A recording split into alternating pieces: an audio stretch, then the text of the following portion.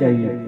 बाबा ने बार बार समझाकर सती अम्बा को कहा था, देवी हमें निमंत्रण नहीं मिला है, इसलिए तुम्हारे पिता के यहाँ जाना उचित नहीं है।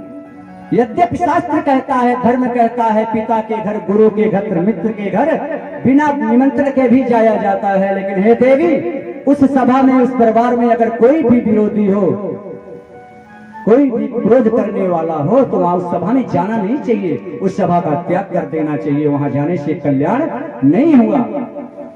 और मैया के साथ वही हुआ। मैया बाबा की बार बार समझाने के बाद भी नहीं मानी और अपने पिता के घर गई। दक्ष के त्रास के डर से दक्ष ने भय, सभी को भय दिखा कर रखा था कि कोई मेरे दामाद का, मेरी बिटिया का स्वागत नहीं करेगा। सती अम्बा गई। बहनें तो मुस्कुराकर व्यंग में मुस्कुरा रही थी। और बहनों से होकर मैया के पास गई। मैया ने कहा, बहुत अच्छा किया पुत्री जो इस यज्ञ में चली आई। हम तुम्हें निमंत्रण देने वाले थे, लेकिन व्यस्तता के कारण तुम्हें निमंत्रण नहीं दे पाए। मैया ने कहा, नहीं माँ, हम तो ऐसे ही आए थे, बस सोचा कि पिताजी यज्ञ करा रहे हैं, यज्ञ को देख ले, यज्ञ का अनुष्ठान देख ले, महादेव हमारा इंतजार कर रहे होंगे, मैं यज्ञशाला को देखकर तुरंत महादेव के पास लौट जाएंगे। मैया यज्ञशाला देखने की गई और जब मैया यज्ञ को देखी, यज्ञ स्थान पर सभी देवों का भाग लगा था, लेकिन भगवान शिव का भाग नहीं लगा था। यह यज्ञ का अनुष्ठान दक्ष ने भगवान शिव को नीचा दिखाने के लिए किया था। एक बात बता दे माई बाप, कोई भी धार्मिक कार्य, धार्मिक अनुष्ठान किसी व्यक्ति विशेष को ठेस पहुंचाने के लिए अगर हम करते हैं तो अनुष्ठान सफल नहीं होगा। किसी को नीचा दिखाने के लिए अगर हम धर्म कार्य कर रहे हैं तो धर्म कार्य हमारा सफल नहीं हो सकता, उसमें कोई ना कोई व्यवधान अवश्य पड़ेगा। और दक्ष की सभा में भी ऐसा हुआ। मैया ने देखा जब बाबा का भाग नहीं लगा है तो मैया को क्रोध आया है। मैया की आंखें लाल हुई, मानो विकराल कालिका का स्वरूप मैया धारण कर ली।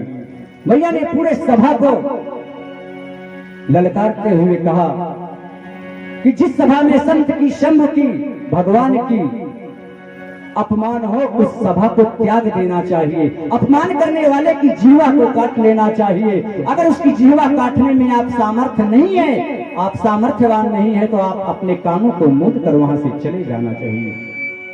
क्योंकि प्यारे, पाप देखना महापाप है।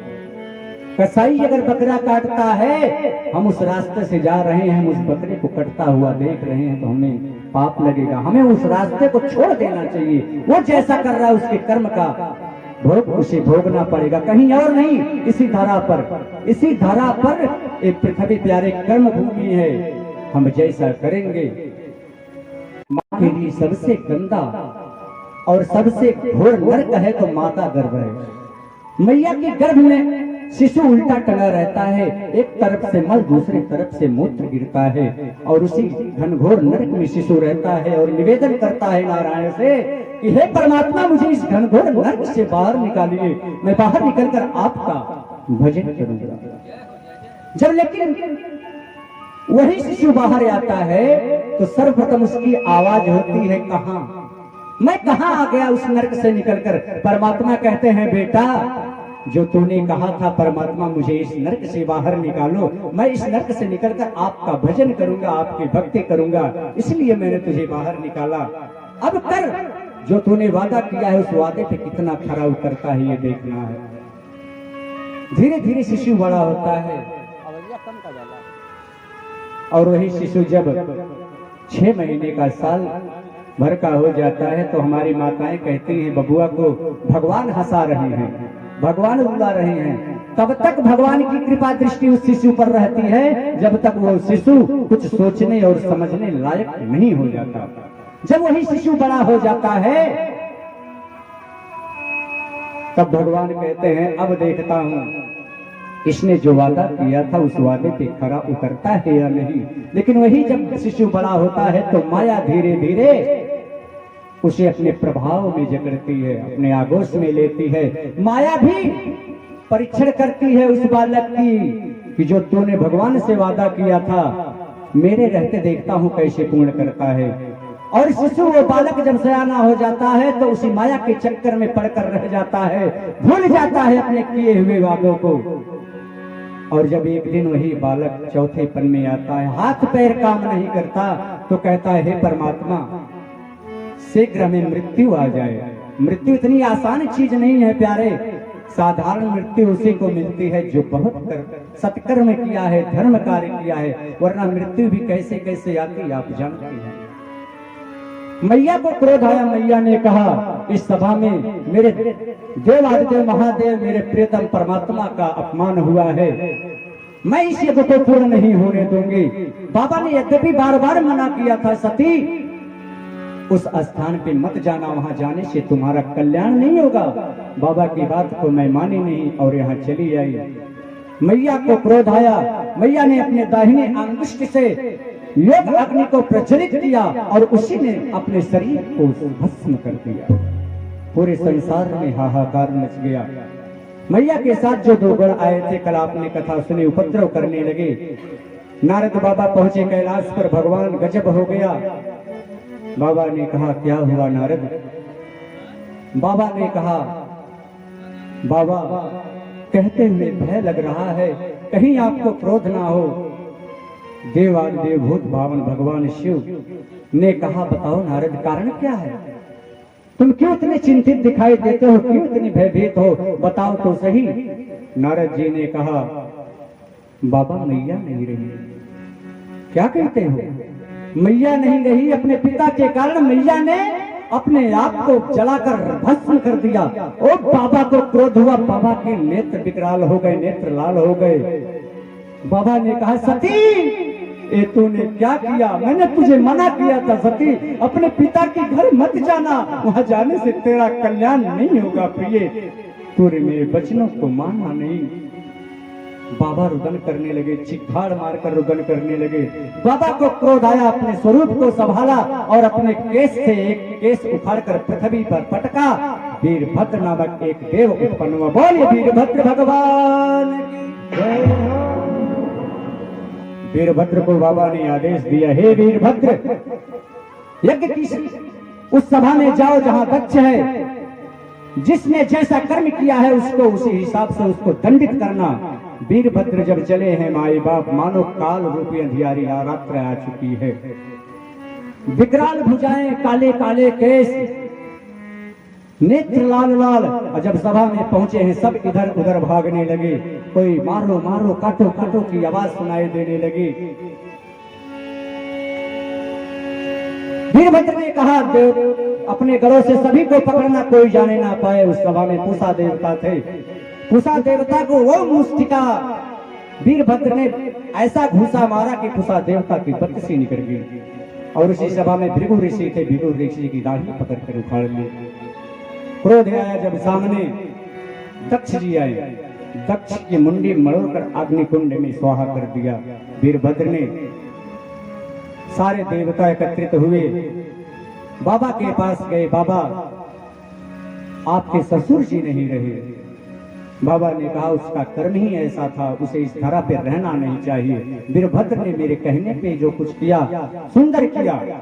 देवताओं ने अनुनय विनय किया, बाबा आप चलिए उस यज्ञ को सफल करिए, वरना लोग इस संसार में बड़ी हंसाई होगी। बाबा ने कहा उस यज्ञ में जाने से मेरा कोई फायदा तो है नहीं, मुझे तो भाग्य मिला नहीं। सारे देवताओं को भाग्य मिला था, सारे देवता जाकर उस यज्ञ को सफल बनाए, हम क्यों जाएं? देवता बाबा के श्री चरणों में शीश झुकाकर प्रणाम किए। बाबा आप तो भक्त वत्सल हैं, आप तो शीघ्र प्रसन्न होने वाले देवता हैं, आपको आशुतोष कहा जाता है। छड़े रुष्टा छड़े तुष्टा रुष्टा तुष्टा छड़े छड़े, आप शीघ्र प्रसन्न होते हैं। इसलिए हे बाबा हमारा आपसे निवेदन है कि आप चलकर उस यज्ञ को पूर्ण करिए। बाबा देवताओं की बात माने, सभा में आए, उस यज्ञ के अनुष्ठान को पूर्ण किया। और उसी समय श्री हरि नारायण का प्राकट्य हुआ। सती मैया जलते हुए भगवान विष्णु से वरदान मांगी। सती मरत हर सन बर मांगा जन्म जन्म शिव पद लूरा।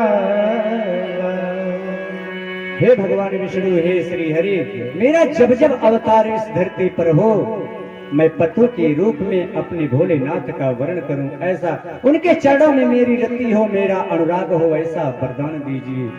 उसी कारण से तेरे कारण ही मैं गिरे गृह जाए, तेरे कारण ही मैं गिरे गृह जाए, तेरे कारण ही मैं गिरे गृह जाए, तेरे कारण ही मैं गिरे गृह जाए। जन्मी पार्वती तन पाई,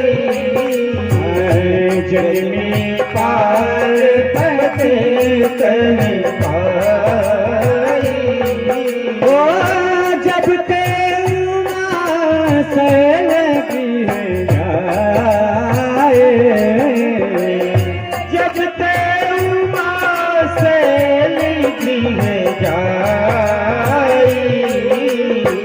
सकने से संपत्ति तह छाई, सकने से संपत्ति तह छाई, सकने से संपत्ति तह छाई।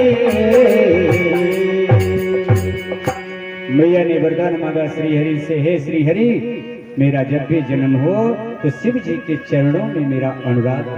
उसी कारण से मैया का प्राकट्य, दूसरा प्राकट्य हुआ हिमांचल राजा के यहाँ पार्वती के स्वरूप में।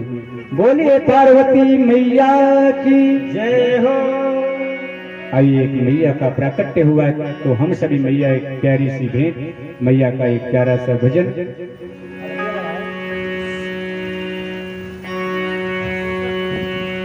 मां शेरों वाले आजा मेहरों वाले, तुझे कब से पुकारे तेरा नाम। ऐसे तो आप सभी को आने का यहाँ समय मिलेगा नहीं। बड़े सौभाग्य से आप काली मैया की गोद में बैठे हैं प्यारे, इसलिए अपने अंतःकरण में, अपने हृदय में काली मैया के स्वरूप को धारण करके आप सभी प्रेम से ताली बजाकर गाइए। मेरे आंसू कहेंगे मेरा हाल, आजा माँ शेरों वाली, माँ शेरों वाली, आजा मेहरों वाली, माँ शेरों वाली, आजा मेहरों वाली, माँ शेरों वाली, आजा मेहरों वाली, माँ शेरों वाली, आजा मेहरों वाली।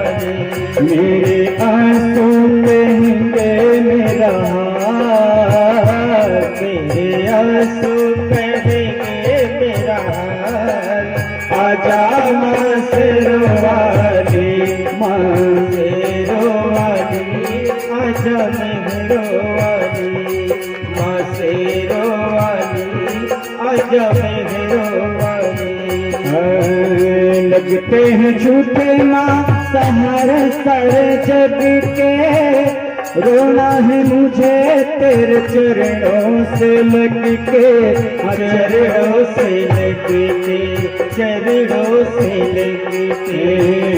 लगते हैं झूठे माँ सहारे सारे जग के, रोना है मुझे तेरे चरणों से लग के, चरणों से लग के, चरणों से लग के। मेरे आंसू कहेंगे मेरा हाल, मेरे आंसू कहेंगे मेरा हाल, आजा माँ शेरों वाली, माँ शेरों वाली, आजा मेहरों वाली, ओ माँ शेरों वाली, आजा मेहरों वाली।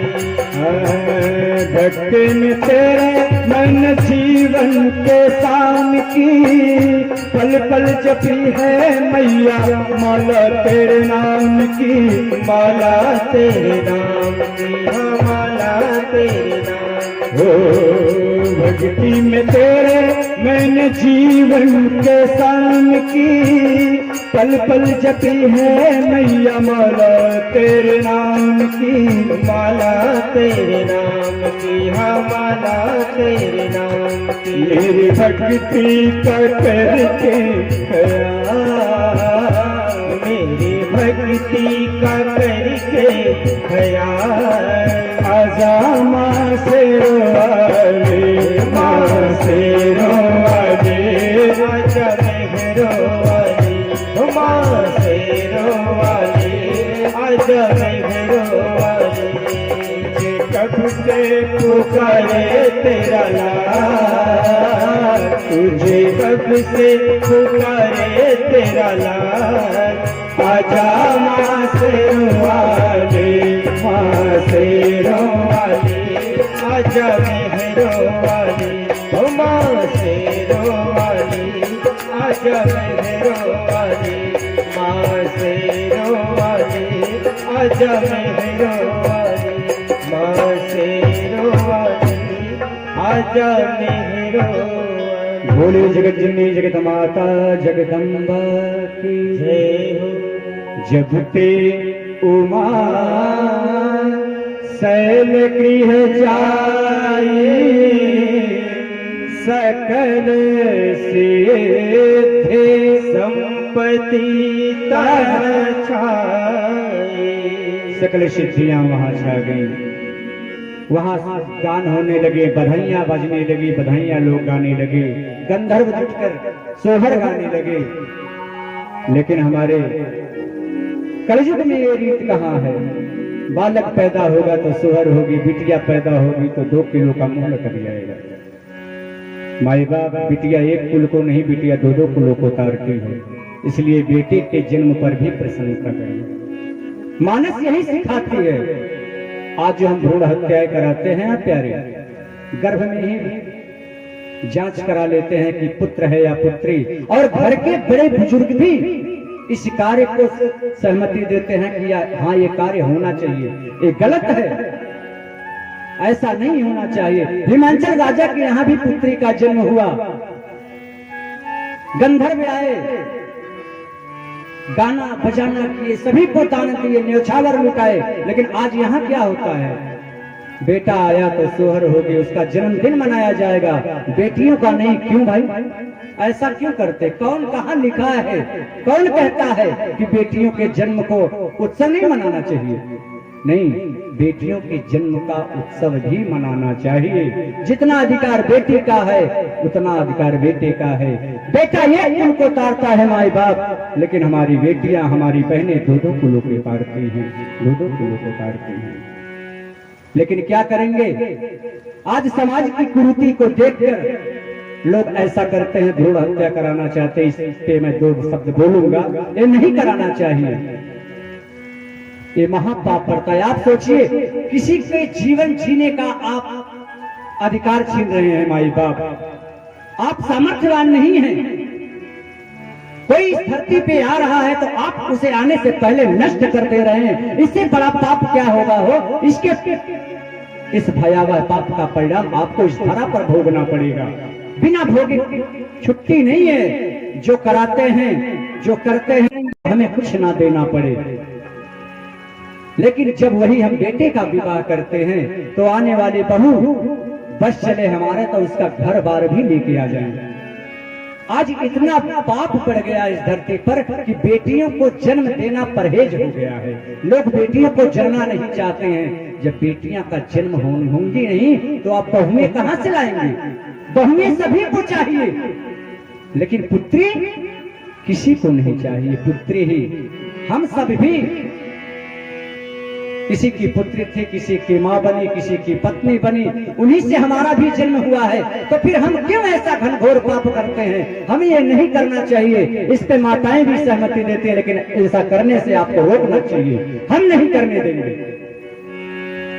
लेकिन धिक्कार है ऐसे दहेज के लोभियों को, जो क्षणिक सुख के लिए 2-4 साल वो वस्तु में रहती है, इससे ज्यादा नहीं, वो वस्तु में नष्ट हो जाती है। लेकिन एक बेटी का बाप जब विवाह करता है, माई बाप, उसकी इज्जत दम पे लग जाती है, घर बार बिक जाता है पुत्री का विवाह करने के लिए। ऐसा करना नहीं चाहिए, हमें अपने पे सोचना चाहिए। जब हम अपनी बेटी का विवाह करेंगे तो कैसा व्यवस्था करेंगे, लेकिन क्या करेंगे।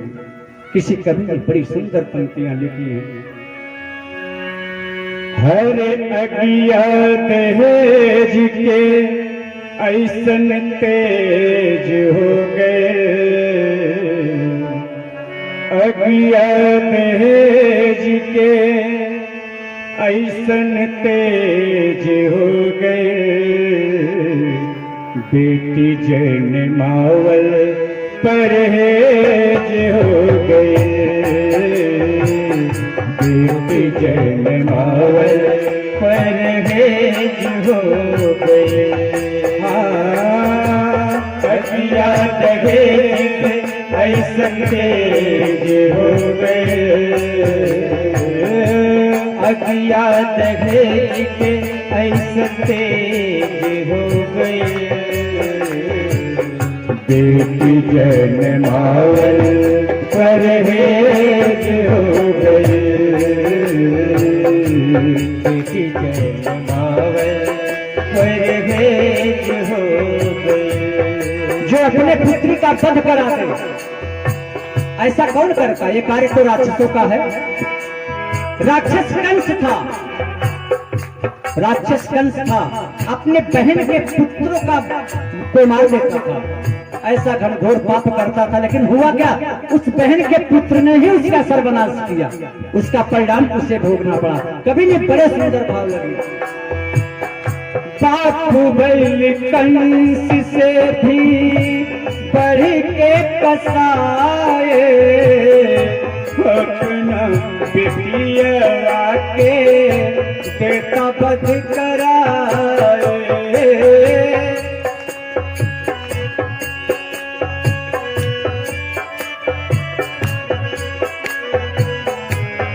हरि बोल।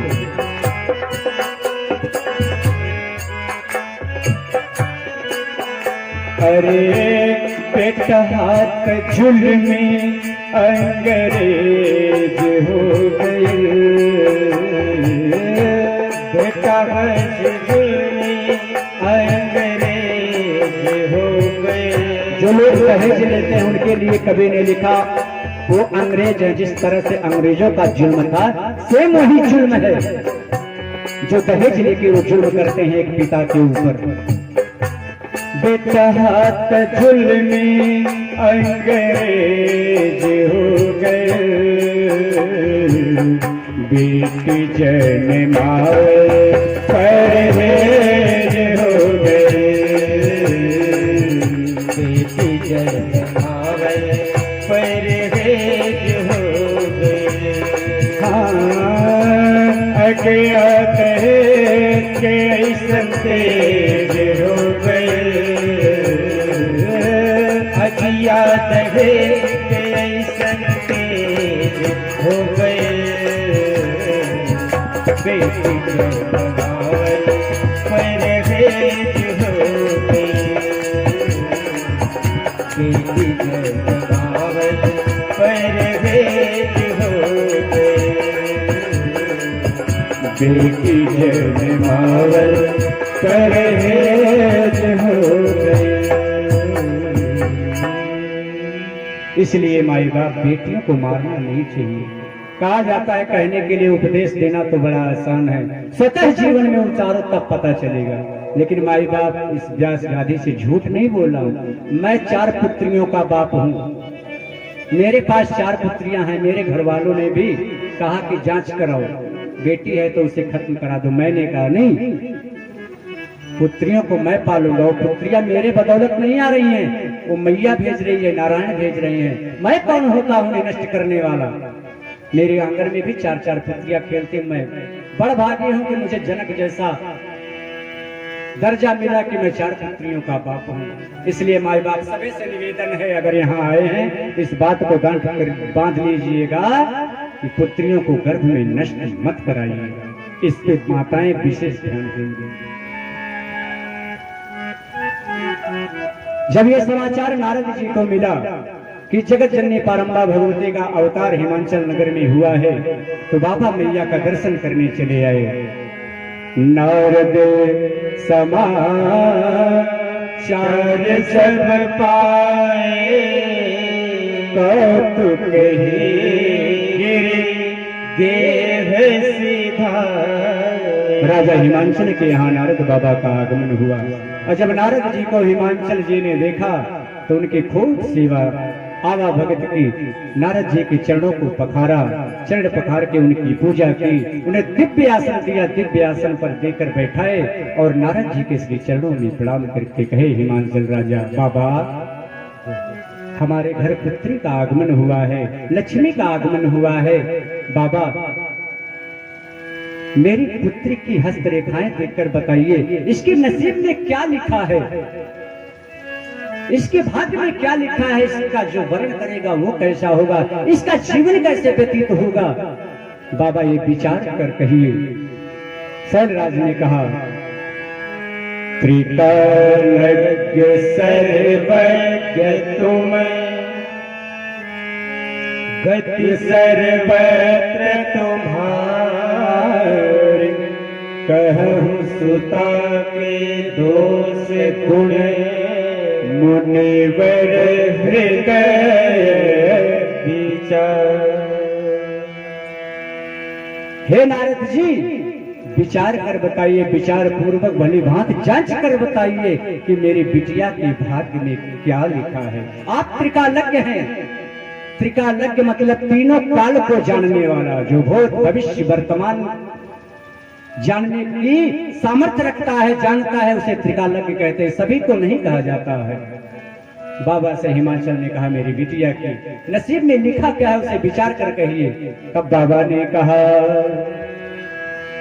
कह मुनि विहस मूढ़ मृदुबारी, सुता तुम्हारी सकल गुण, सुंदर सहज सुशील सयानी, नाम उमा अंबिका भवानी। हे राजा, तुम्हारी बिटिया सुशील है, बड़ी सुंदर है, सुशीलवान है, धैर्यवान है। लेकिन एक बात बताऊं, तुम्हारी बिटिया का नाम उमा होगा, अंबिका होगा। तुम्हारे घर शैलराज साक्षात जगत जननी जगदम्बा का अवतार हुआ है, इसलिए अपने आप को बड़भागी समझो शैलराज, तुम्हारे घर भगवती ने अवतार लिया है, और इसकी यश से, इसके कीर्ति से आपको भी यश प्राप्त होगा, इसका सुहाग अचल होगा, सदा अचल नहीं बाता, यह तेजस पै है पितु माता। इसके जस से, इसकी कीर्ति से इसके माता पिता की यश और कीर्ति बढ़ेगी। हमारे आपके बीच में बाबा गोविंद साहब की धरती से चलकर बाबा गोविंद साहब के वंशज इस पवित्र पावन पुण्य भूमि में पधारे हैं। आदरणीय ज्ञानधर द्विवेदी जी, आपका इस व्यास गादी से मैं बारंबार आपको प्रणाम करता हूं। जय श्री राम। बाबा ने कहा, इसकी यश और कीर्ति से तुम्हारा यश बढ़ेगा। तब जाके हिमांचल राजा ने कहा, बाबा आप क्या कह रहे हैं? अरे मैंने अपने बिटिया के दोष को पूछा था, आप तो मेरी बिटिया के गुण को बता रहे हैं। यही देखना चाहिए, एक पुत्री के अंदर जो दोष है, हमारी बिटिया कहाँ जा रही है, क्या कर रही है, किससे बात कर रही है, कहाँ तक पढ़ाई कर रही है, उसके उठने बैठने घूमने का तरीका क्या है, उस पे हमारी दृष्टि होनी चाहिए। हिमांचल राजा ने कहा, हमें अपने बिटिया के दोष के बारे में जानना है। तब नारद जी ने कहा, राजन,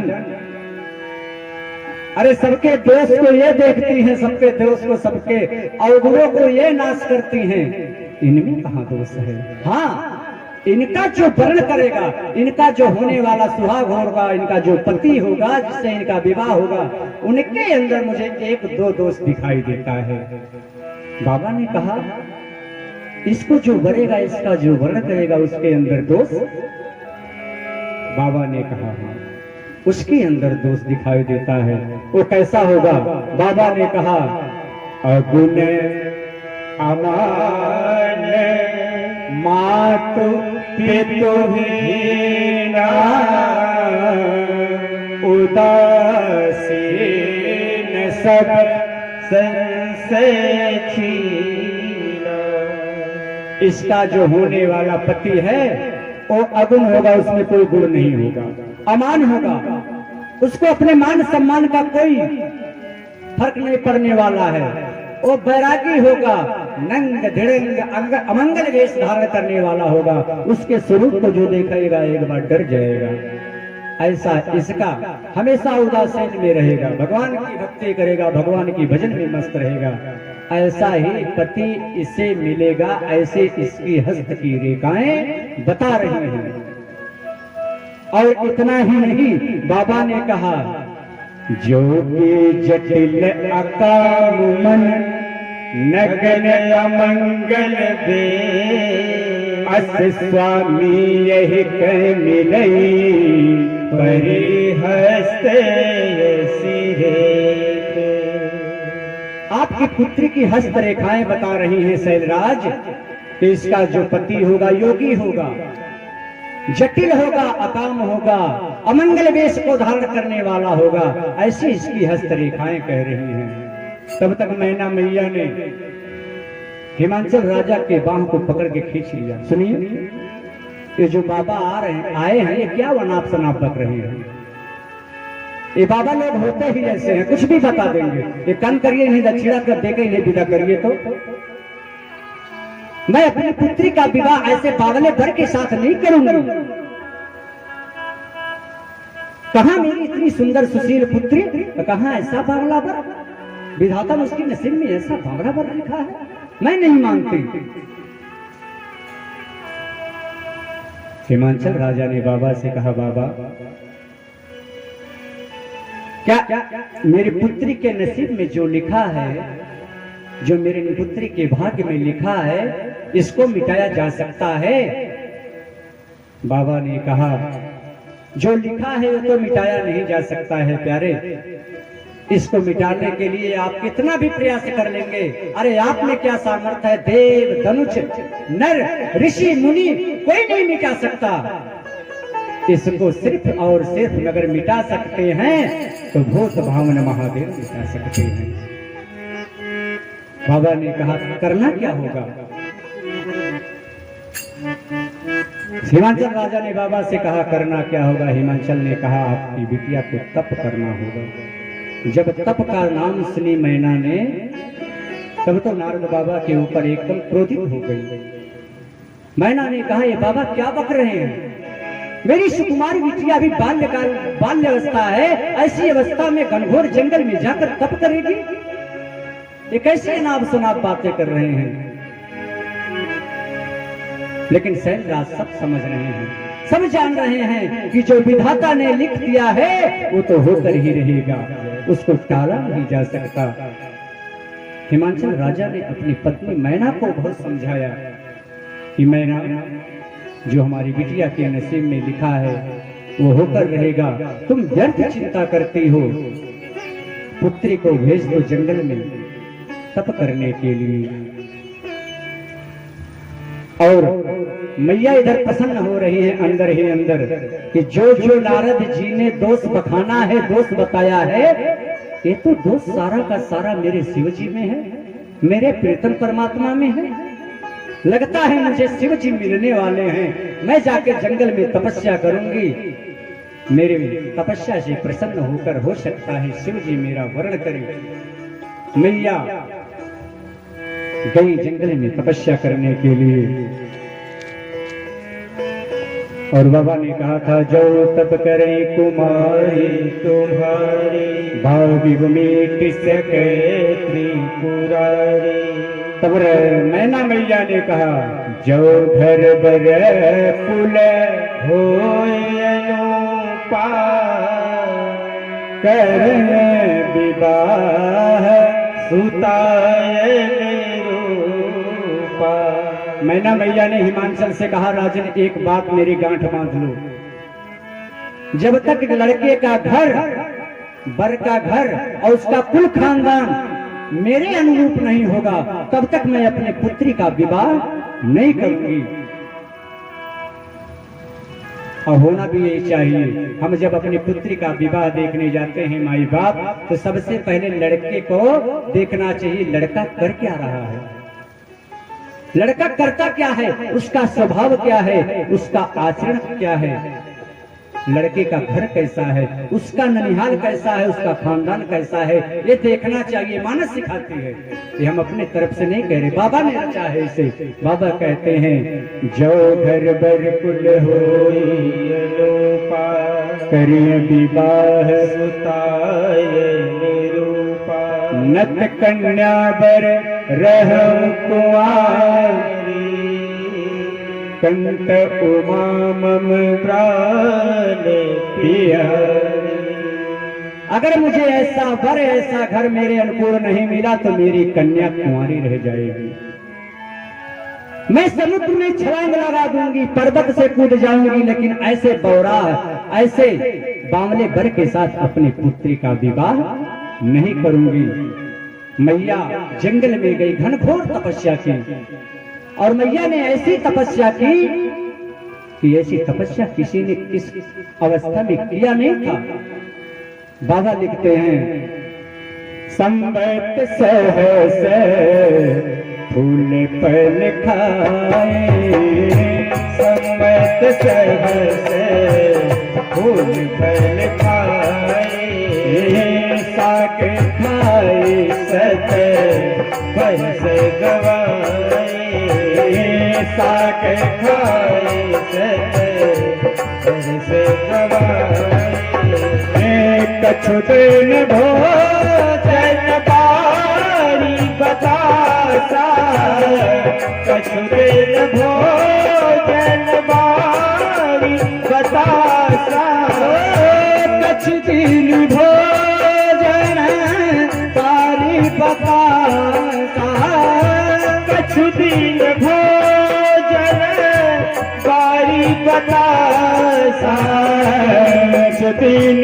भोजन बारी बतासा, कछु दिन भोजन बारी बतासा, के कठिन कुछ दिन उपवासा, के कठिन कछु दिन उपवासा। मैया ने कुछ दिनों तक बेल के पत्तों को खाकर तपस्या की, 1000 वर्षों तक। फिर 100 साल मैया ने साग खाए, 7 वर्ष गंवाए। मैया ने साग खाया, साग जो हम खाते ये नहीं, जंगल के जो पत्ते गिरे हुए थे पेड़ पौधों को, उन्हीं पत्तों को खाकर मैया ने घनघोर तपस्या की। उसके बाद मैया ने वारी बतासा, बतासा ये जो दुकान पे बिकता है नहीं, वायु हवा, मैया ने हवा को पीकर, हवा को भोजन बनाकर, हवा को ग्रहण करके कुछ दिन जीवित रही और तपस्या की। उसके बाद बेल पाती मही परे सुखाई, 3 सहस संबत सोई खाई, पुण्य पर हर सुखान ऊपर उमहि नाम तब भय परा। मैया ने बहुत घनघोर तपस्या की। उसके बाद मैया ने सब कुछ छोड़ दिया। मैया ने हवा पी रही थी, मैया हवा को भी त्याग दी, कुछ नहीं खाया पिया मैया ने, 1000 वर्ष तक तपस्या की। उसके बाद आकाशवाणी हुई, असतप काहू न कीन भवानी, असतप काहू न कीन भवानी, भय अनेक धीर मुनि जानी, भय अनेक धीर मुनि जानी, भय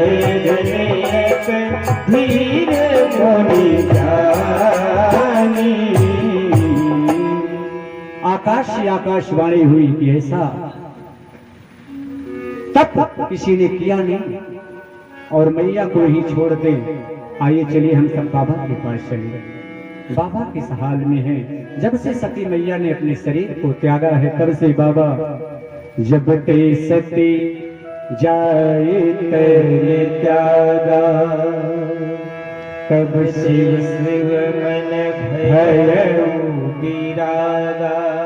जब पैजादा रघुनायक नामा, जह कह सुनहि राम गुण गाना। बाबा ने जब से सती मैया ने अपने प्राण को त्यागा है तब से बाबा के अंदर वैराग्य उत्पन्न हो गया। बाबा जहां तहां जाते समाधिस्थ हो जाते, भगवान का भजन करते, कथा कहते, कथा सुनते। क्योंकि जब व्यक्ति एकांत में होता है उस समय भी अगर भगवान का भजन ना करे तो उसका जीवन व्यर्थ है। भजन करना चाहिए, परमात्मा की कथा सुननी चाहिए। परमात्मा की कथा आती हो और कुछ नहीं आता है तो कम से कम माई बाप एक चौपाई तो सभी को याद होगी। वो क्या? अज मंगल भवन मंगल हारे, मंगल भवन मंगल हारे। प्रभु सुत दशरथ अजय बिहारी, प्रभु सुत दशरथ अजय बिहारी।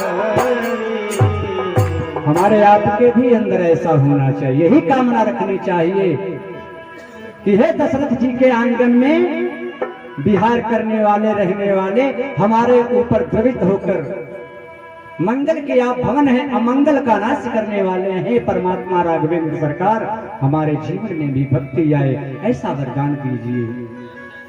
हमारे अंदर कथा बैठनी चाहिए। आपने कल सुना, एक जरूरी नहीं इस पांडाल में जितने लोग बैठे हम जो कह रहे हैं उस बात को श्रवण करें, नहीं। सती अम्बा भी कथा पांडाल में बैठी थी प्यारे, लेकिन सती अम्बा ने कथा को श्रवण नहीं किया। और जब कथा को श्रवण नहीं किया, उन्हें भ्रम हुआ तो उसका परिणाम क्या हुआ? स्वयं अपने प्राणों की आहुति हुई, प्राण त्यागना पड़ा सती अम्बा को। हम सब जब तक कथा में बैठे माई बाप, तब तक घर का, पड़ोसी का ख्याल छोड़कर सिर्फ और सिर्फ भगवान की कथा को श्रवण करें कि कथा लोककारी है, लोकहितकारी है। अब आपको भ्रम हो जाए कि हमारे सामने पैदा हुआ बालक हमें क्या कथा सुनाएगा? कथा तो हम जानते हैं, राम रमन्ना दो वीरन्ना, एक क्षत्रिय एक बाबन्ना, वाने वाके नार हुई या से हुई लड़न्ना। कथा सब जानते हैं, लेकिन नहीं बाप, माई बाप कथा कोई भी कहे, कथा भगवान की कह रहा है। जब तक कह रहा है आप मन से कथा को श्रवण करें, लेकिन नहीं, आज से नहीं, आदिकाल से चलता आ रहा है कि जहाँ धर्म होता है सुबह भैया यज्ञ होती है, वहाँ असुर भी आते हैं। और जब तक असुर ना आए तब तक वो यज्ञ भी सफल नहीं होती है। जब असुर आएंगे, विघ्न डालेंगे, तभी तो नारायण द्रवित होकर हमारे ऊपर कृपा दृष्टि करने इस धरती पर आएंगे, हैं? नहीं तो ऐसे प्रभु का प्राकट्य होने वाला नहीं है। प्रभु का कोई अपना निजी स्वरूप नहीं है। जिस भक्त ने जब चाहा प्रभु को उसी स्वरूप में परिवर्तित कर दिया। भक्तों ने चाहा तो प्रभु मत्स्य बन गए, भक्तों ने चाहा तो प्रभु नरसिंह बन गए, भक्तों ने चाहा तो प्रभु, जिस भाव से भक्तों ने प्रभु को याद किया, परमात्मा वैसे ही स्वरूप में आए। हर कथा राम जी की है, कल्याण करे। आप सभी कथा में बैठे हैं तो कथा को श्रवण करें। किसी कवि ने बड़ी सुंदर पंक्तियों की रचना की। कथा राम जी की है, कल्याण करे, उतारेगी सारा जहरे धीरे धीरे। उतारेगी सारा जहर धीरे धीरे। ओ कथा राम जी की है कल्याणकारी, कथा राम जी की है ताली बजाइए और भगवान का नाम कल्याणकारी। मगर ये करे कि असर धीरे धीरे, मगर ये करे कि असर धीरे धीरे। अहंकार मत मोह फैला जो भीतर, अहंकार मत मोह फैला जो भीतर। उतारेगी सारा जहर धीरे धीरे, उतारेगी सारा जहर धीरे धीरे, उतारेगी सारा जहर धीरे धीरे, उतारेगी सारा जहर धीरे धीरे। हरि बोल।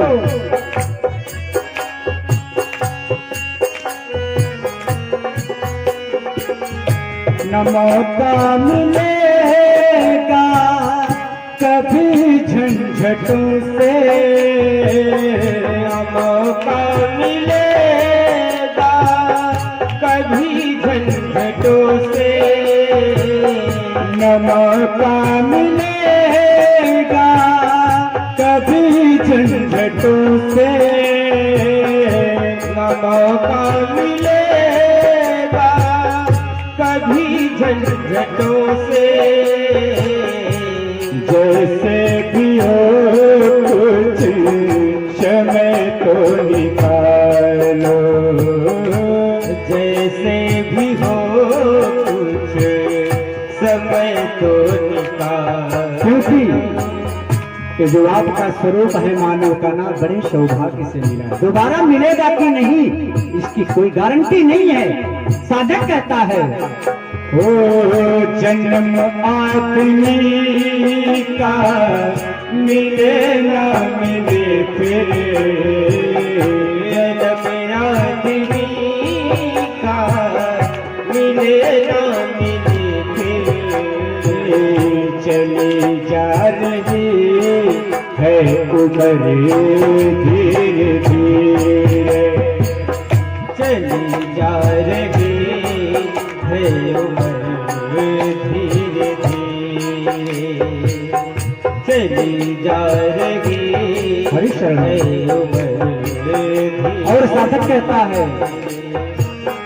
अगर चाहता अपना कल्याण प्राणी, अगर चाहता अपना कल्याण प्राणी, ये तो करते रहो प्रेम सभी प्राणियों से, तो करते रहो प्रेम सभी प्राणियों। साधक कहता है नहीं भीतर है नहीं बाहर है, ना विरक्त में है ना विनाश में है, नहीं भीतर है नहीं बाहर है, न विरक्त में है ना विलास में है, नहीं राम में है नहीं खास में है, यदि प्रेम है तो प्रभु पास में है।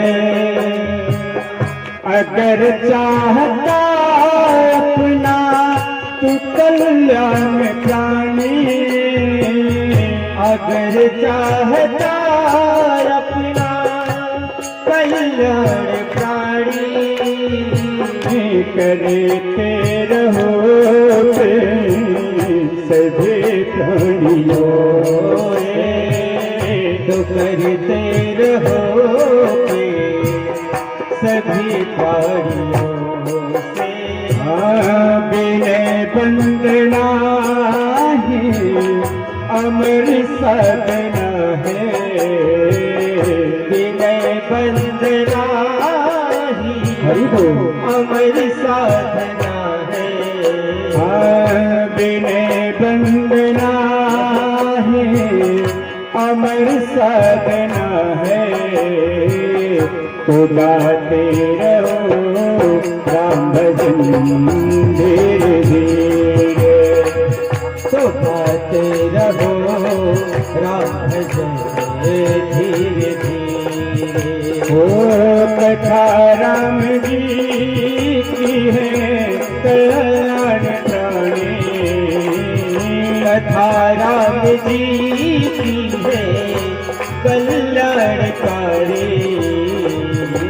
करे किसारा जय धीरे धीरे उतारे किसारा जय धीरे धीरे उतारे किसारा जय धीरे धीरे उतारे किसारा जय धीरे धीरे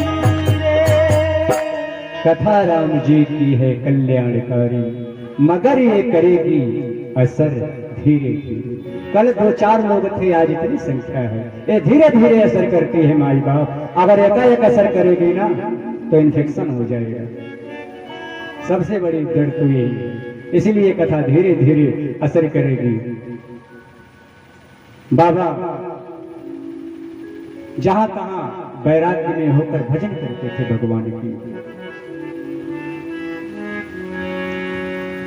और इधर तारकासुर का जन्म हुआ था। तारकासुर सभी लोगों को जीत लिया था। जीतने के बाद उसको कुछ दिखाई नहीं दिया तो सीधे देवलोक पर धावा बोल दिया, देवलोक पर आक्रमण कर दिया। सारे देवता देवलोक छोड़ के भाग गए। सारे देवता परमपिता ब्रह्मा के पास गए। सारे देवता परमपिता ब्रह्मा के पास गए। ब्रह्मा जी से कहते हैं, देवता पितामह आपने गजब कर दिया। पितामह ने कहा, क्या बात है, आप लोग इतने चिंतित क्यों दिखाई देते हैं? देवता कहते हैं, पितामह आपके कैसे कैसे भक्त होते हैं, कोई तपस्या करता है तो आप ना जाने कैसा कैसा वरदान दे देते हैं। किसी को कोई किसी वस्तु को छू दे तो भस्म हो जाए, ऐसा वरदान देते हैं, फिर आपको झेलना पड़ता है। वहां अगर धूप लग रही है तो हमारी माताएं आगे हो जाएं, हमारे जो चाचा पिता तुल्य बैठे एक साइड हो जाए, माताएं हमारी आगे आ जाए। वहां धूप लग रही है, आप सभी आगे आ जाए। सुभाष भैया माताओं को आगे कर दीजिए, पिता लोग जो भी बैठे हैं इनको एक साइड कर दीजिए। सुभाष जी माताओं को आगे कर दीजिए, हमारे जो भाई बंधु बैठे एक साइड कर दीजिए, वहां धूप लग रही है, इस बात को ध्यान में रखिए। बोले राघवेंद्र सरकार की जय हो। देवताओं ने कहा, पितामह तारकासुर बड़ा घोर उपद्रव कर रहा है, उसने वरदान आपसे लिया है कि भगवान शिव के शुक्र से जो दुर्द उत्पन्न होगा उसी के हाथों से मेरी मृत्यु होगी, भगवान के पुत्र के हाथों। तो भगवान का पुत्र होगा कहां से? उसी समय उसने वरदान भी लिया। भगवान ने वैराग्य को धारण कर लिया जब से सती अम्बा ने अपने प्राण को त्यागा है? तो पितामह ने कहा, इसमें तो हम कुछ कर नहीं सकते,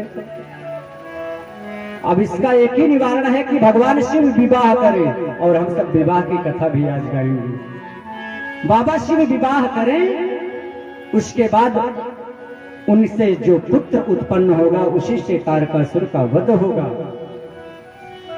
सभी ने कहा, बाबा मिलेंगे कहां? और बाबा के पास जाकर उनसे ये विचार करेगा कौन, उनके पास विमर्श रखेगा कौन कि बाबा आप विवाह करिए? सभी लोग ने एक कार्यभार कामदेव के ऊपर छोड़ दिया। देवता इतने स्वार्थी हैं, अपना काम सिद्ध करना है कि शिव के शुक्र से जो पुत्र उत्पन्न होगा वो तारकासुर का वध करेगा, तो हम अपना राज निष्कंटक भोगेंगे। इसमें देवताओं का अपना सुख है। लोक हित के लिए नहीं गए थे, स्वयं के हित के लिए गए थे। सारे देव बाबा के धाम में पहुंचे, बाबा कैलाश पर बैठे थे। सभी देवताओं ने कहा बाबा को जगाएगा कौन? बाबा समाधिष्ठ हैं, कहीं समाधि में उनको जगाने का प्रयास कर दिया जाए या समाधि से बाहर लाने का प्रयास किया जाए तो बाबा कहीं कुपित ना हो जाए, उन्हें क्रोध ना आ जाए, कहीं जलाकर भस्म ना कर दें। सभी को डर है, ये कार्य करेगा कौन? तो ये कार्य सीधे सीधे काम को सौंपा गया। कामदेव वो भी सामने से नहीं गया। बाबा जहां समाधि में बैठे थे, सामने आम का वृक्ष था, उसी वृक्ष में छिपकर कामदेव बैठ गया। उसने बहुत प्रयास किया बाबा शिव को समाधि से बाहर लाने का, लेकिन जब सफल वो नहीं हुआ तब उसने एक बाण बाबा के हृदय में उतार दिया। और जैसे बाबा के हृदय में वो बाण लगा है, बाबा का नेत्र खुलता नहीं, क्योंकि बाबा के हृदय में मेरे राघव बसते हैं, मेरे राम जी बसते हैं।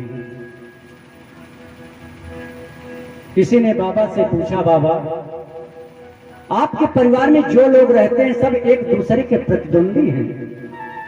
बाबा का जो परिवार है उसमें सभी एक दूसरे के प्रतिद्वंदी हैं, चाहे वाहन हो, चाहे उनके घर में रहने वाले उनके सदस्य। तो बाबा इन सभी को आप कैसे कंट्रोल करते हैं? बाबा ने कहा इन सभी को कंट्रोल करने का एक बेहद आसान तरीका है मेरे पास। सभी ने पूछा बाबा तरीका वो क्या है? महादेव ने कहा मेरे पास एक दवाई है। दवाई है? बाबा ने कहा हाँ। कैसी दवाई है? बाबा ने कहा मेरे पास राम नाम की दवाई है। इसी राम नाम के मंत्र से, इसी राम नाम की दवा से मेरा पूरा परिवार एकत्रित रहता है, प्रेम से रहता है, मिलकर रहता है। और जिस जगह से प्यारे राम नाम की दवाई का असर कम होता है, जिस घर में राम की महिमा नहीं होती है, राम से सभी विमुख होते हैं, उस घर में द्रोह उत्पन्न होता है। भाई भाई को नहीं पहचानता, पुत्र पिता को नहीं पहचानता। एक इंच जमीन के लिए भाई भाई का वध करते रहा है। ये हमारी संस्कृति नहीं थी। अरे भाई भाई का प्रेम देखना हो तो आगे प्रसंग आएगा। कथा तो 5 दिवसीय है, इसीलिए कथा को खींच के हम आगे ले जाएंगे। आगे प्रसंग आएगा भरत जी का और राम जी का। चित्रकूट में एक भाई कहता है राज्य मुझे नहीं चाहिए, तो दूसरा भाई कहता है राज्य मुझे नहीं चाहिए। राज्य ना लेने के लिए दोनों भाई आपस में लड़ रहे हैं। एक भाई दूसरे भाई से कहता है भाई ये जो समय है ना, ये हम में आपस में तकरार करने का नहीं है। अवध पे जो विपत्ति पड़ी है, इस विपत्ति को सहने का समय है। भाई अगर हमें बंटवारा करना है तो एक चीज का बंटवारा करना है। भरत ने राम जी से कहा भैया क्या? राम जी ने कहा हे भाई, इस समय इस दुख के क्षण में हमें धन धान्य का बंटवारा नहीं करना है। रघुकुल पे जो संकट आया है, जो विपत्ति आई है, उस विपत्ति का हमें बंटवारा करना है। पिताजी के वचनों का पालन हो, इसलिए मैं वन में रहूं और अयोध्या का राज सिंहासन राज सत्ता ना खाली हो, इसलिए पिताजी का वचन पालन करने के लिए आप अयोध्या में रहे।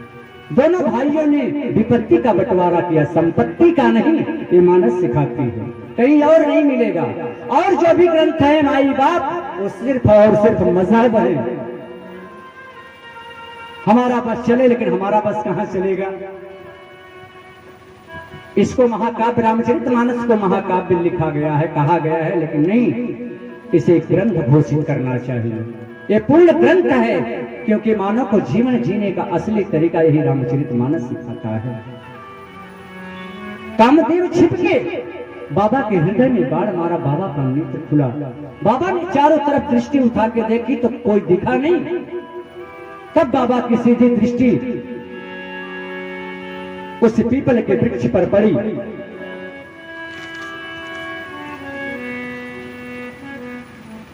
बाबा ने जब देखा कामदेव उसमें छिपा है और कामदेव ने ऐसा दुष्कर्म किया है,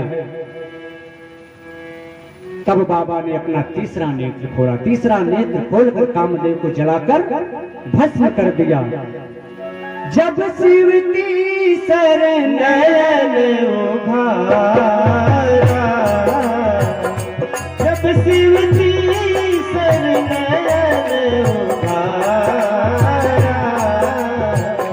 चितवत काम भरऊ जय छारा, चितवत काम भरऊ जय छारा, चितवत काम भरऊ जय छारा।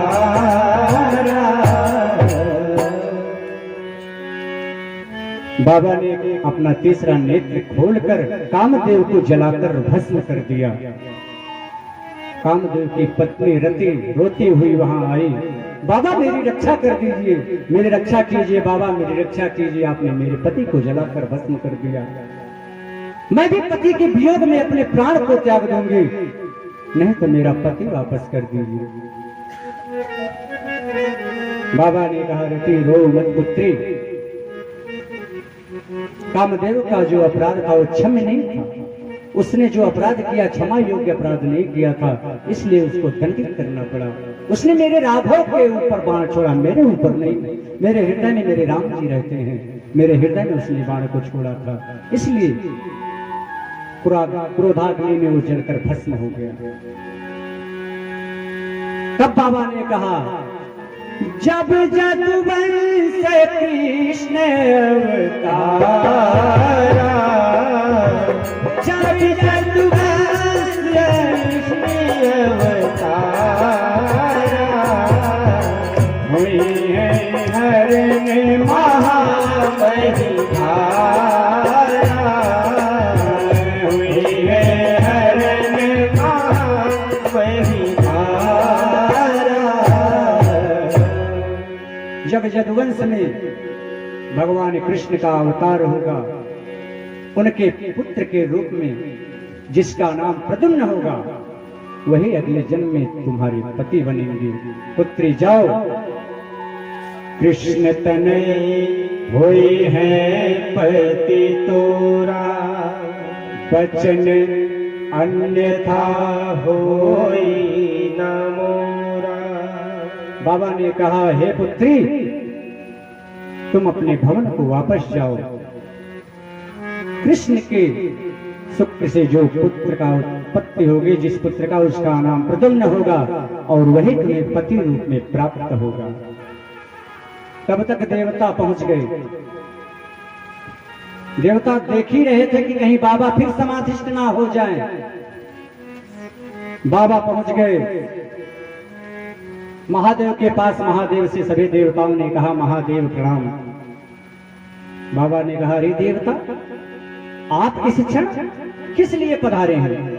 देवताओं ने कहा बाबा, बहुत दिन बीत गए, कई युग बीत गए, हमारे देवकुल में कोई विवाह नहीं हुआ।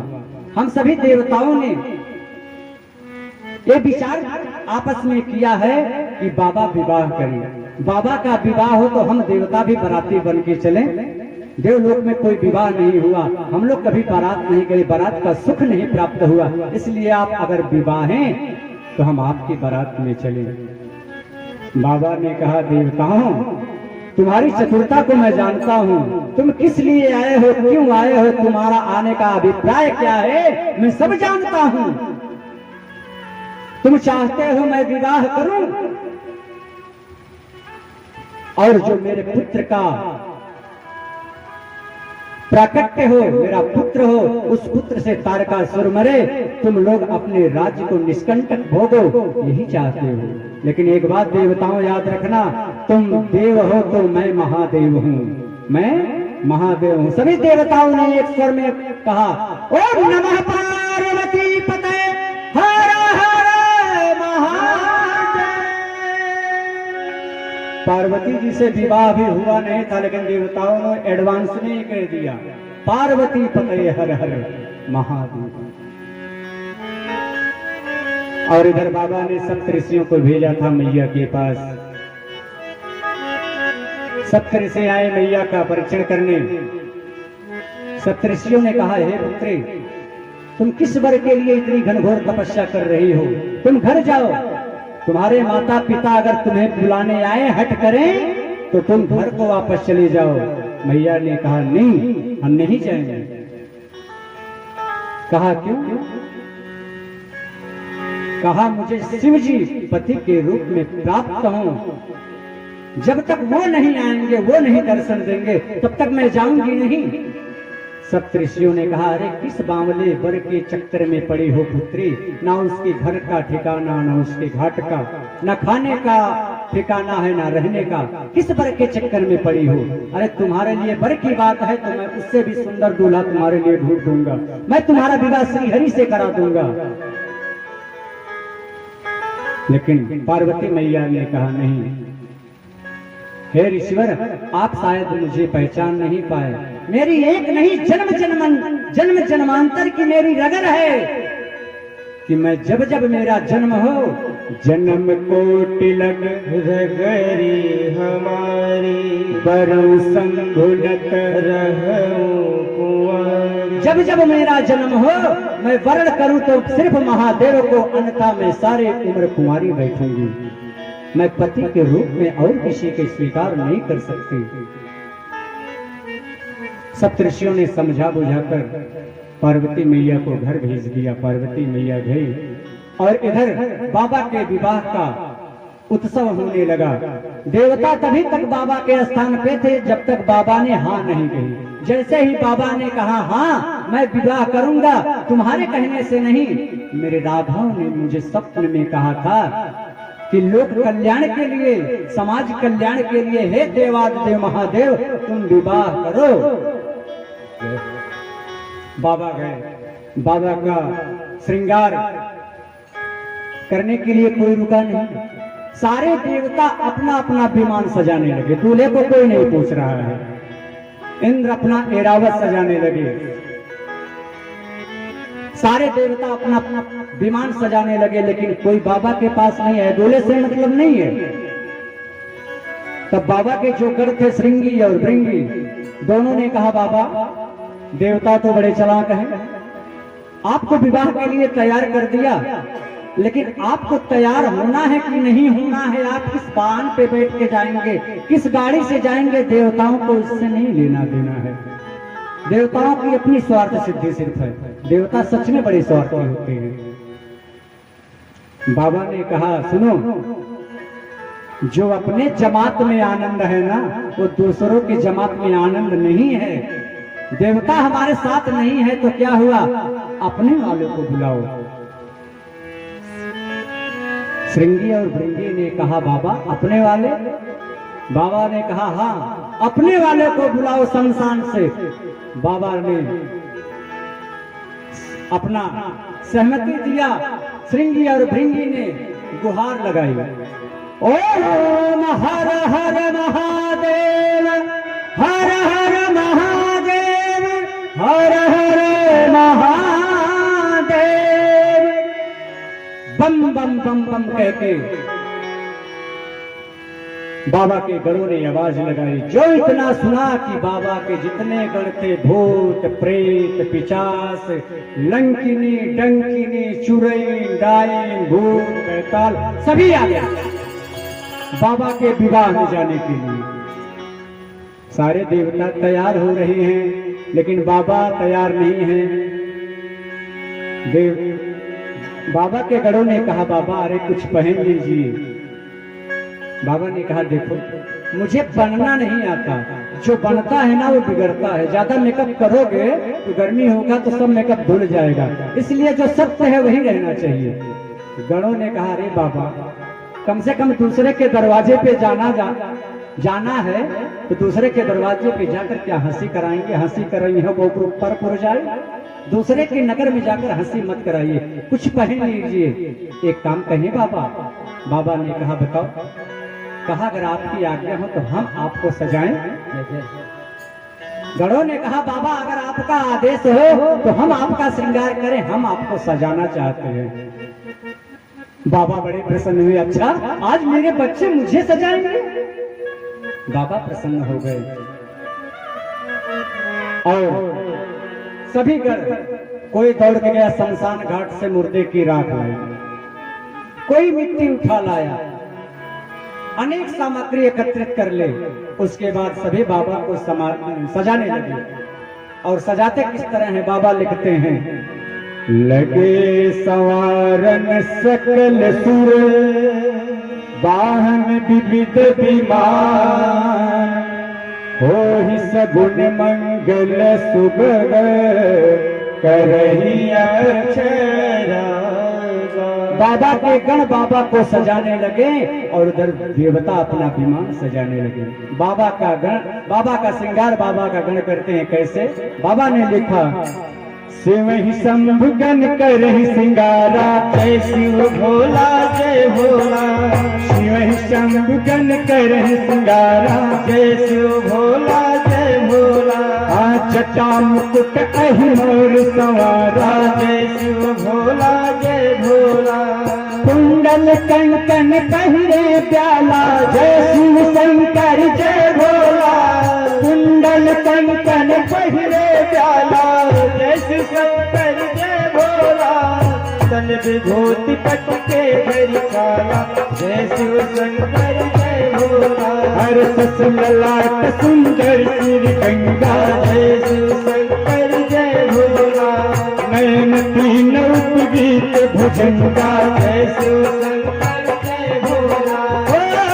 तेरी त्रिशूल रुदन रुदिरा, तेरी त्रिशूल रुदन रुदिरा, तेरी त्रिशूल रुदन रुदिरा। चले बस चढ़ी बाजे बाजा, चले बस चढ़ी बाजे बाजा। चले बस चढ़ी बाजे बाजा। बोले देवादिदेव महादेव श्री शंकर भगवान की जय। बाबा के गणों ने बाबा का श्रृंगार किया। बिच्छू को, छोटे छोटे बिच्छुओं को पकड़ लगाए। बाबा ने लिखा है, जटा मुकुट अहिमौर समारा, कंडल कंगन पहिरे ब्याला। छोटे छोटे सांप पकड़ लाए, सांप को कंगन बना दिया गया, सांप का ही कुंडल बना दिया गया और मरुधर सांप को पकड़ के लाए, उसी सांप का बाबा के लिए जनेऊ बना दिया गया। गणों ने कहा, बाबा एक चीज की कमी है। बाबा ने कहा, क्या? बाबा से कहा गणों ने, आपने कुछ पहना नहीं है, आपके लिए कुछ वस्त्र भी नहीं आया है, इसलिए हे बाबा आप कुछ पहन लीजिए। और इस कैलाश पर कुछ है नहीं, तो बाबा जिस आसन पर बैठे थे, बाघ का छाला था, बाघ की छाल पे बाबा बैठे थे, उसी छाल को उठाया और लपेट दिया बाबा को। और एक सांप को बुला के आए, बोले इधर आओ, सबसे पहले ड्यूटी तुम्हारा है। सांप ने कहा, क्या? कहा तुम्हें कमरबंद बनना है, तुम्हें बेल्ट का काम करना है। मृगछाला को बाबा के कमर में लपेटा और बाबा की पूंछ उस सांप के मुंह में पकड़ के दबा दिया, कमर बंद बन गया। और उस सांप से कहा, देखना हम लोग इधर हो जाएं तो चलेगा, हम लोग कहीं चले जाएं तो चलेगा, लेकिन तुम्हें अपने ड्यूटी पर एकदम मुस्तैदी से रहना है। अगर तुम हिले तो ये पट खुला तो बाबा दिगंबर हो जाएंगे, इसलिए सबसे बड़ी जिम्मेदारी तुम्हें दिया जा रहा है, तुम बेल्ट का काम करोगे। बाबा ने वस्त्र भी पहन लिया, धारण कर लिया। उसके बाद भी गणों ने कहा, बाबा एक बात और है। बाबा ने कहा, क्या? गणों ने कहा, अरे दूल्हा जाते हैं तो सुंदर सुंदर पाउडर लगाते हैं, परफ्यूम मारते हैं, आप तो कुछ किए ही। बाबा ने कहा, बच्चों तुम कैसा कैसा स्वरूप, मुझे मेरा रूप कैसा कैसा बनाओगे? गण एक बोरी लेके आए थे शमशान घाट से रात, और बाबा के ऊपर से और शमशान घाट की पूरी बोरी जो थी, पूरे बोरी को उड़ेल दिया और बाबा को ऊपर से नीचे तक भभूत से ढक दिया। अब बाबा का दिव्य रूप, और जो इस रूप को देख ले वो रुकेगा। अब बाबा की बारात बाबा के हिसाब से चलने लगी, और जब बाबा के स्वरूप को देखा देवताओं ने, तो देवताओं को छोड़ दीजिए, देवताओं की जो स्त्रियां थी वो भी मुस्कुराने लगी। देख सिवे सुरतीय मुसुपाही बरलायक दुलहिरे जगलाही विष्णु बिरंच आद सुर ब्राता चढ़ चढ़ वाहन चले बराता। देवताओं की स्त्रियां मुस्कुराने लगी, इस दूल्हे को देखो, अरे ऐसा विकराल रूप बनाए हैं महादेव, क्या ऐसे दूल्हे के लिए भी कोई दुल्हन संसार में है? भाई बताओ, कोई अपनी पुत्री का विवाह ऐसे अघौरी संत के साथ करेगा? नहीं करेगा। पुत्री भले ही कुंवारी रह जाएगी लेकिन कोई विवाह नहीं करेगा। इसलिए देवताओं की स्त्रियां मुस्कुरा रही हैं और सारे देवता अपने विमान को लेके अलग अलग चल दिए। आइए हम सभी सीधे विवाह में चलते हैं।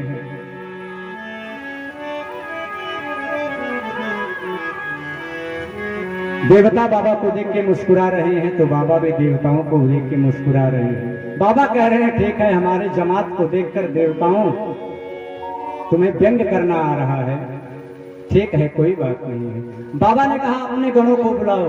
बाबा के सारे गण आ गए, भूत प्रेत पिशाच जितने थे सारे आ गए और सारे लोग बाबा के साथ बारात में चल लगे। और जब बारात हिमांचल राजा के नगर में पहुंची तब कहा जाता है बारात अगर आती है तो गांव के नर नारी बच्चे दूल्हा देखने के लिए सर्वप्रथम आगे पहुंचते हैं कि दूल्हा देखा जाए, दूल्हा कैसा है। सबसे पहले देवता थे। देवताओं को हिमांचल राजा के नगरवासियों ने पूछा, कुछ लोगों ने। सबसे पहले पितामह ब्रह्मा थे आगे आगे बाराती में, तो पितामह से पूछा लगता है दूल्हा यही है। सभी लोग ब्रह्मा जी को प्रणाम किए। ब्रह्मा जी से पूछे क्या दूल्हा आप हैं? ब्रह्मदेव ने कहा नहीं, दूल्हा मैं नहीं हूं, दूल्हा अभी पीछे आ रहा है। अच्छा अच्छा, दूल्हा पीछे आ रहा है, तो आप कौन हैं? मैं दूल्हे का बाप हूं। अच्छा, आप दूल्हे के पिताजी हैं? अच्छा अच्छा, जिनके पिताजी इतने सुंदर हो दूल्हा कितना सुंदर होगा। अब इसी भाव के साथ जो नगरवासी थे सब प्रसन्न हैं। उसके बाद भगवान विष्णु के भगवान श्री हरि की बारात आ रही थी सामने। लोगों ने रोका, पूछा हरि एक दिव्य कोई आ रहा है, पक्का दूल्हा यही होगा। लोगों ने पूछा क्या दूल्हा आप ही हैं महोदय? भगवान विष्णु ने कहा नहीं, दूल्हा हम नहीं हैं। तो आप कौन हैं? भगवान विष्णु ने कहा दूल्हा मैं नहीं, दूल्हा अभी पीछे है। अच्छा, दूल्हा पीछे तो फिर आप कौन हैं? भगवान विष्णु ने कहा रे मैं दूल्हे का भाई हूँ भाई, मैं दूल्हे का भाई हूँ, दूल्हा अभी बहुत पीछे है। और जो दूल्हे को देखने के लिए इतने व्याकुल हो रहे हो ना, दूल्हा जब समय आएगा, जब सामने दूल्हा आ जाएगा तब पता चलेगा कि दूल्हा कैसा है। भगवान विष्णु गए, उसके बाद इंद्र की सवारी पहुंची। सारे नगरवासियों ने पूछा पक्का ये बहुत सुंदर दिखाई दे रहे हैं, पक्का अब की बार दूल्हा यही होंगे, मेरी बात झूठ नहीं हो सकती। लोगों ने पूछा महोदय प्रणाम। इंद्र देवता ने प्रणाम किया, कहा क्या दूल्हा आप हैं? इंद्र देवता ने कहा नहीं, हम दूल्हा नहीं। अरे दूल्हा आप नहीं तो फिर आप कौन हैं? इंद्र देवता ने कहा मैं दूल्हा नहीं हूँ, अरे मैं दूल्हे का सहवाला हूँ, दूल्हा अभी पीछे आ रहा है। और सुनो, जिस दूल्हे के दर्शन के लिए आप इतने लालायित हो ना, जब दूल्हा निकट आ जाएगा तो आपको पता चल जाएगा कि दूल्हा आ रहा है। क्यों? अरे भैया उसकी बारात ही अजब है। और जब भगवान शिव की बारात द्वार के नजदीक आई तो सभी लोग अपने सभी को छोड़ने ना, देवताओं की वाहन खड़े थे। देवताओं के वाहन तुड़ा तुड़ा कर घोड़ों को बांध के रखा गया था, घोड़े तुड़ा तुड़ा कर छुड़ा छुड़ा कर भाग रहे हैं, हाथियां चिघाड़ करके भाग रही हैं। अरे बाप रे बाप, ये दूल्हे की बारात है, ये दूल्हा है, ये तो स्वयं काल आ गया है, दूल्हा नहीं है। सब इधर उधर भागने लगे। घर धीरज तह रहे सयाने बालक लय सब। कुछ जो बुद्धिजीवी थे वो खड़े थे, लेकिन जो बच्चे थे बच्चे भाग गए। बच्चे भागकर अपनी मैया को जाकर कहते, मैया तुमने बारात देखा? और मैया तो अभी सज कर रही थी कि दूल्हा आएगा, परचन होगा, उसी समय चलूंगी। मैया ने कहा, नहीं अभी तो हम दूल्हा देखे नहीं। कैसा दूल्हा है? बच्चों ने कहा, मैया दूल्हा पागल है। दूल्हा पागल है? ये क्या कह रहे हो? हाँ मैया, दूल्हा पागल है। दूल्हा पागल है कैसे? अरे मैया जानती नहीं है, दूल्हा जो है ना बैल पे चढ़ के आया है। हर दूल्हा घोड़े पे आता है, हाथी पे आता है, लेकिन ये दूल्हा बैल पे चढ़ के आया है। वो भी बैल के मुंह के तरफ मुंह करके नहीं बैठा है, बैल के पूंछ को पकड़ के बैठा है, पूंछ की तरफ दूल्हे का मुंह है। दूल्हा पागल नहीं है तो क्या है? लेकिन माँ, दूल्हे की जो बारात है ना वो मानो विकराल है, काल के समान है। मैया मुझे डर लग रहा है, दरवाजा बंद कर दीजिए। बर बौराह बड़े बैल की जय हो। बर बौराह बड़े बैल की सवारी, देख के बराती सब लोग भागता। माई रे माई दीवार बंद कर लगता। माई रे माई दीवार बंद कर हमरा डर लगता। माई रे माई के बाल बंद कर हमरा डर लगता। बराह बाण नंद के सवारी, पर बौराह बाण बैल की सवारी, देख के बारात सब लोग भागता। माए माए दीवार बंद कर हमारा। माए माई दीवार बंद। मैया दरवाजे को बंद कर दीजिए, हमें डर लग रहा है। साधक कहता है, माई माए दीवार बंद कर हमरा डर लगता। हमरा डर लगता। हमरा डर लगता।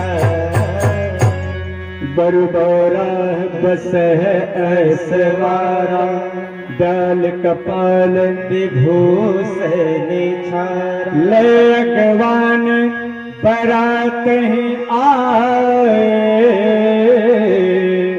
दे सब ही जनवा से दिखाए। बच्चों ने कहा, मैया दरवाजा को बंद कर दीजिए, बारात नहीं काल की सेना आई है। अरे वो बड़भागी होगा जो उस बारात को देखने के बाद जीवित बचेगा। विवाह तो बहुत दूर की बात है, उस दूल्हे को देखकर जो जीवित रहेगा, ये नारायण की बहुत बड़ी कृपा होगी उस पर। इसलिए हे मैया दरवाजा को बंद कर दो, मैं अब वहां नहीं जा सकता। भगवान शिव आए, देवताओं ने कहा, बाबा आप ये क्या स्वरूप बनाए?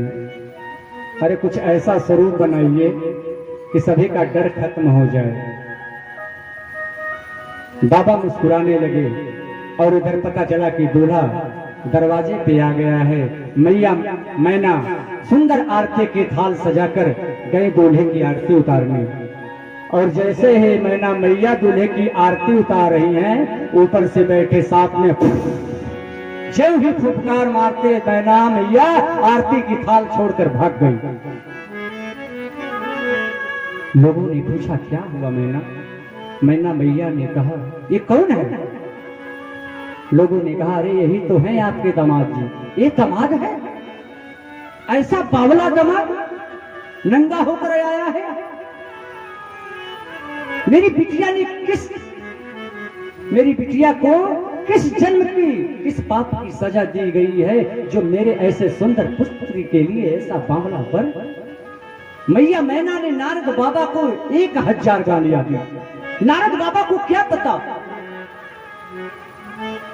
नारद के मैं काहे बिगाड़ा, नारद कर मैं काहे बिगाड़ा।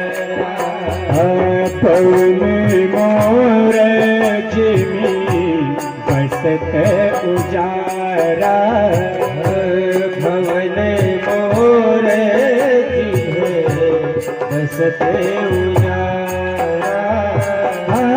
साचे हूँ के मोह